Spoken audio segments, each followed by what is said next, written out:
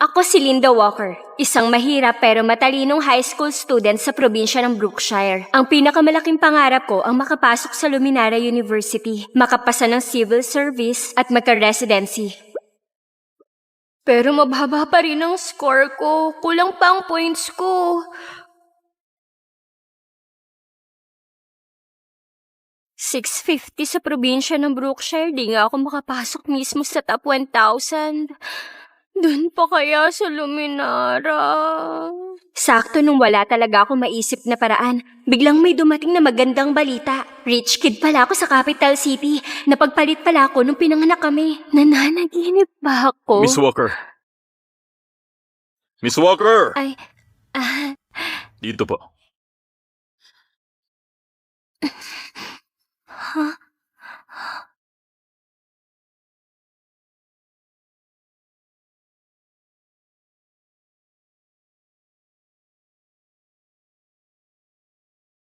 Miss Walker, Ah, sandali lang po.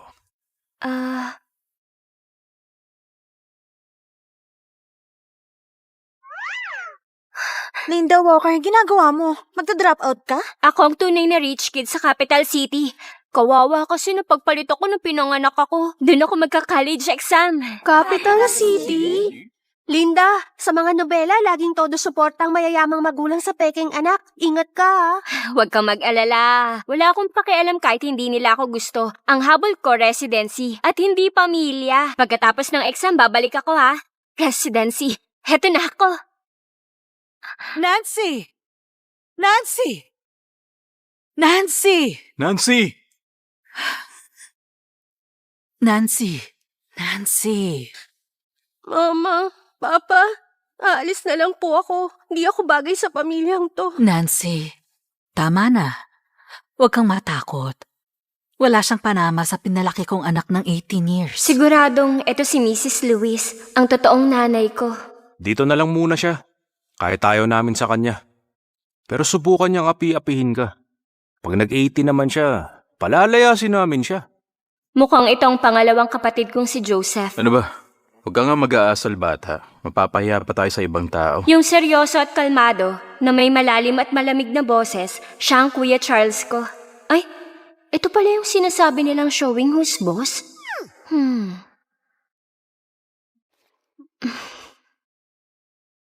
Napaka-boring. Kung may mga free time ako, magsasolve ako ng mga practice problems. Tapos na kami. Usap tayo. Teka, naisip ko na ang sagot dito. Nagpapanggap ka ba? Kunwari, mabuti kang estudyante. Patingin nga. Ano ba yan? Tumahimik ka! Ay, nakakairita.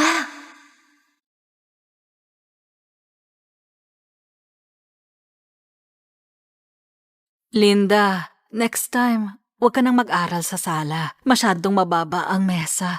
Di komportable. Tsaka hinihintay ka ng lahat. Sorry, akala ko nagkwekwentuhan pa kayo. Wala kasi akong sariling kwarto kaya dito na ako nagsulat. Ba't di mo sinabi na dumating si Miss Lewis? Pasensya na po yung master. Kasalanan ko po. Mama, sorry po. Kasalanan ko po. Okay lang. Lahat ng kinalaman sa'yo, ha? Napakapangit umarte. Ganito ba kababaw ang mga mayayamang pamilya? Maayos naman ang kilos niya, pero halatang probinsyana. Sigurado may ugaling hindi Papino. Sa ngayon hindi siya bagay pumasok sa school ni Nancy. Dapat matutunan ng maayos sa mga rules ng pamilyang Lewis. Kopyahin mo. Una, gusto ni Master ng tahimik at ayaw niya na maingay. Bawal tumingin ng diretso kay Master. Yumuko ng 90 degrees pag nagsaserve. Pangalawa, 6 a.m. kailangan ni Madam ng sabaw na galing sa spring water. Sa gabi, maghanda ng foot bath ng 40 degrees. Pangatlo, gusto ni Miss Nancy ng braised na talong at western food. Ay, 21st century ba talaga to? Sobrang absurd. Parang napunta ako sa loob ng isang nobela tapos binubuli ako. Pasensya na. Pero ayokong kopyahin to. Pumunta ako dito para maghanda sa entrance exam, hindi para tumigil at maging katulong. Kung ayaw nyo, aalis na lang ako. Anong sinasabi mo?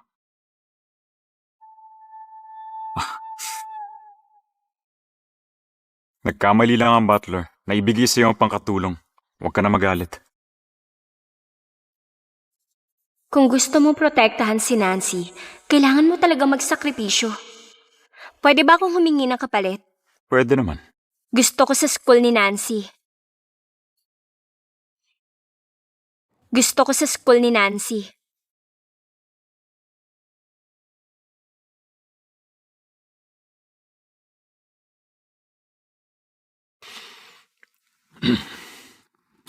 Okay. Sige. Dumikit ka lang kay Nancy at huwag ka manggulo.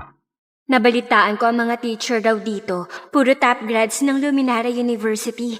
Siguradong tataas pa ang grades ko nito. Pa, napag-usapan na natin na mas mahal mo si Nancy. Ba't pagdating ni Linda, si Nancy ang mas kawawa? Kuya, tama na. Hindi naman talaga sa akin to eh. Linda, hindi ako makikipag-away sa'yo. Aalis ako sa pamilyang to. Uy, wag. Ikaw ang totoong Nancy Lewis. Ako yung sampid lang dito. Naku, hindi ah. Dito na talaga ang bahay niya. Huwag mo siya paalisin. Ikaw ang nag-iisang Nancy Lewis. Totoo yun. Sige, ituloy mo lang yung palabas mo. Alam ko na tong storya na to. Spring ng ika-4 na taon ni Jubila. Charles, Si George Kuya, Taylor na Hindi demote. to ang bahay ko. Hindi Sumunod sa na akin to. taon, kumandang pamamahala Nancy, niya. At ang lahat huwag ka nga ay magsalita ng umilad. ganyan. Kapatid ka namin kahit anong mangyari. Nirenovate niya ang Grandview Tower. Tama, sabay tayong lumaki. Ito ang tunay mong tahanan. Linda, ang papa't mama ni Nancy, ang nagpalit sa inyong dalawa, inosente din siya. Itong bahay niya. Kaya, pwede bang makasundo mo siya? Hindi ba siya ang dapat na tanongin niyo? Wala akong say sa pamilyang to. Bahala siya kung magiging fair siya. Ano ha? Na di kami fair sa'yo? Baliw na tong lalaki na to. Ano yung tingin na yan?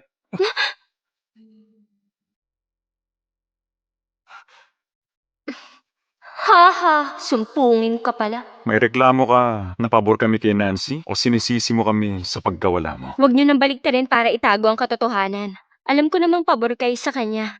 Sa ampunan, marami rin akong mahal doon. Pag may conflict ka sa kanila, sila rin ang kakampihan ko. Pero Pero ano, si Nancy ang poprotektahan namin. Di ikaw, di ka namin kilala. parang ang hirap naman nilang kausap. Kayo kasi ang nagpalaki kay Nancy. Kaya naiintindihan niyo siya. Kung talagang gusto niyang umalis, mag-empake na siya at umalis na. Kaya wag niyo akong piliting mamili. So ngayon, gusto mo ba talagang umalis?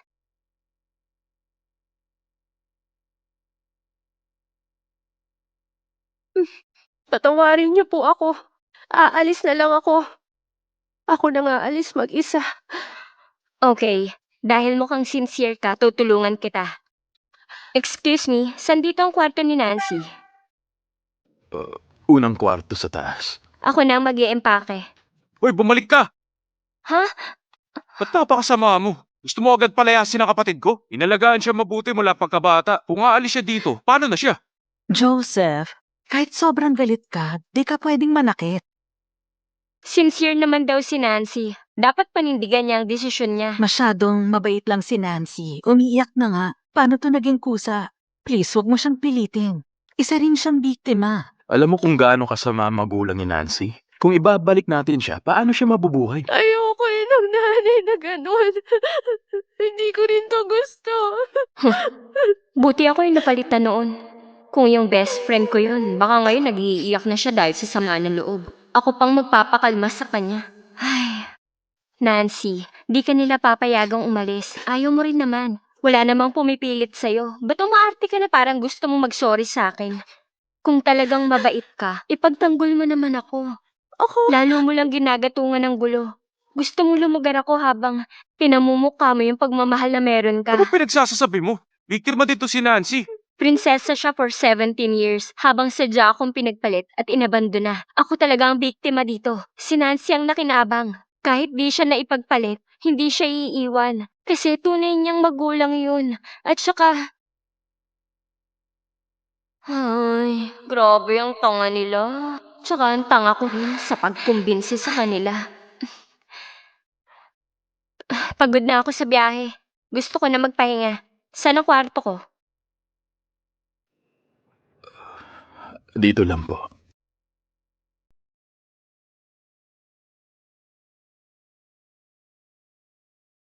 Linda, marami na tayong nakitang kwarto ngayon. Alin dun ang gusto mo?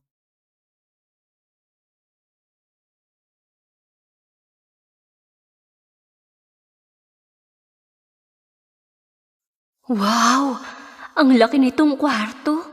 Dun sa bahay ampunan nun. Kami ng best friend ko. Sa storage lang kami natutulog. Tapos sa school naman, 12 kami nagsishare sa dorm. Dun sa bahay ni Lola, meron akong maliit na kwarto.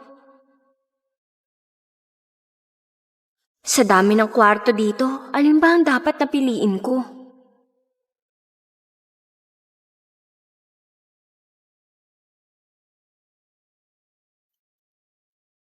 Linda, malaki na ang utang ko sa'yo. Kung gusto mo, itong kwarto ko, okay lang din.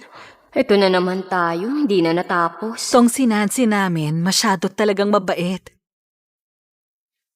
Si Lola, ganyan din ako kino-comfort. Ako din ang paborito niya. Wag mo nang isipin yan, wag na. Pagdating ko sa Lewis family, handa akong hindi niyo mamahalin. Kailangan ko mag-aral ng mabuti, makakakuha ng residency, mag-aaral sa Luminara at kumita para sa sarili. Ma, kwarto na to ni Nancy. Sa dami ng kwarto na pagpipilian, itong pangkukunin niya.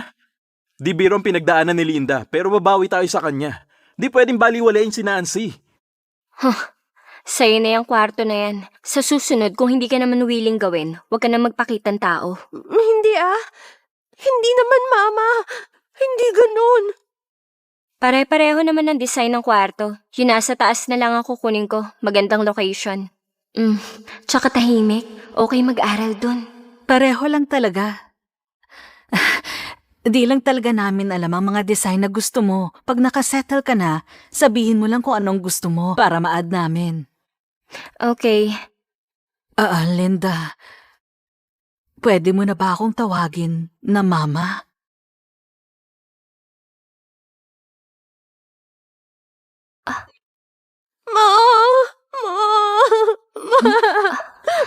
Ba't ka umiiyak, sweetheart? Okay lang. Ang awkward nun, buwisit.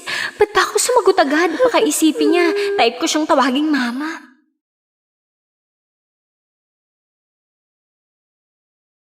Ay, sa wakas, makakapag-aral na ako sa Capital City. Siguradong tataas na yung score ko na 700 points. Kuya, nagkamali ako kahapon. Nagalit sa akin si Linda. Gusto ni Papa na sumama sa atin si Linda sa school ngayon. Kailangan ko mag-sorry ng maayos sa kanya. Di ka mali. Huwag kang mag-sorry. Tara, dali na. Ha?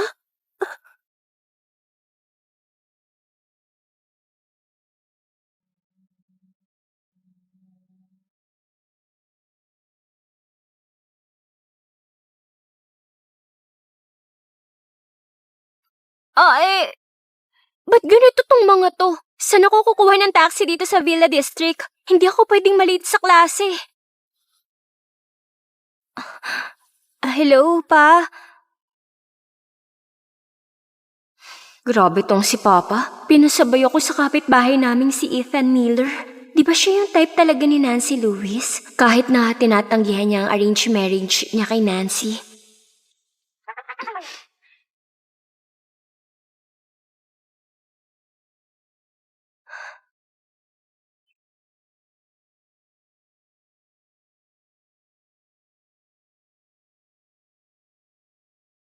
Salamat, Sa susunod, doorbell ka lang kapag may need ka. Ikaw siguro yung malayong kamag-anak ng mga Lewis. Nasabi sa akin ni Nancy ang sitwasyon mo. Mahina ang foundation mo. Baka hindi ka makahabol sa enhancement class. Di mo kayanin. Regular class ka muna. Regular class? Tama. Sige, maliitin niyo ako. Di niyo ako mapipigilang matuto. Kahit sa regular class ako. Lahat ba dito makakalampas ng 700 points? Excuse me, ano pong score for enhancement class? 600. Yung score po ni Nancy Lewis. Art student siya. Mga 30 to 40 pag undergrad. Bale, nasa regular class siya? Nasa enhancement class siya. Magandang score na yon para sa art student. Maganda na ang samahan ng mga estudyante doon. Huwag mo nang sirain yung samahan nila. So grupo sila. Bakit? Ayaw mo sa regular class? Gusto ko talaga. Halika. Ay, kung magsasama kami ni Nancy sa klase, baka maloka ako. Pero kahit na, dapat may record sila sa dati kong school. Ba't si Nancy agad ang pinaniniwalaan nila? Ba't naging weird ang mundo ko simula nung nahanap ko ang totoong pamilya ko? Miss Perry, busy ka ba? Eto na yung transferee. Dito siya sa klase mo. Sige. Ikaw nang bahala sa kanya. Oo, ako nang bahala sa kanya. Start na tayo. Ba't di ka muna magpakilala sa mga kaklase mo? Opo. Hello sa inyong lahat. Ako si Linda Walker, galing sa probinsya ng Brookshire. Sana sa susunod na 6 months, magkasundo tayong lahat. Mula sa Walker family? Mayayaman ba ang mga Walker? Sabi niya taga Brookshire Province siya. Di siya taga Capital City. Ang mga tao doon, matindi mag-aral, di ba? Hardcore. Bakit siya lumipat dito? Bakit di siya matalino? Tahimik. Hanap ka na ng upuan mo.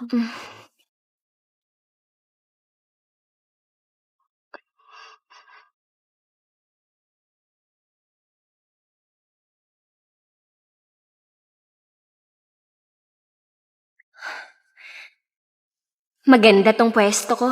Malapit sa teacher. Tahimik pa. Walang istorbo. Okay, mga bata. Buksan na ang textbook niyo sa page 103. Ayos, nakasettle na ako. Oras na para mag-aral para sa college exam.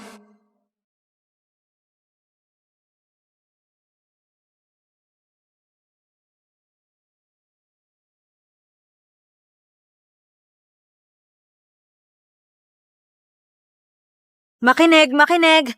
Sa susunod na linggo, magkakaroon tayo ng major mock examination. Importante ito sa school, kaya mag-aral kayong lahat. Sa wakas mangyayari na.